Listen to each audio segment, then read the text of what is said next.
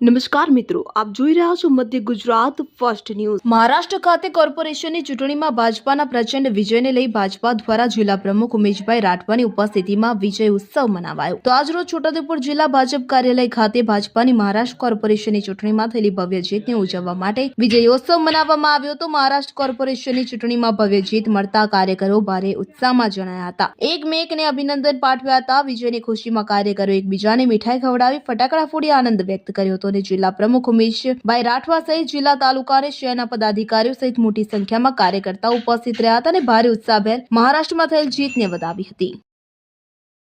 આજે મહારાષ્ટ્ર રાજ્યની અંદર મહાનગરપાલિકાઓની ચૂંટણીની અંદર ભારતીય જનતા પાર્ટી અને એની સાથેના ગઠબંધન એવા શિવસેના સાથે આખા રાજ્યની મહાનગરપાલિકાઓમાં ખૂબ જંગી બહુમતીથી વિજય મેળવ્યો છે।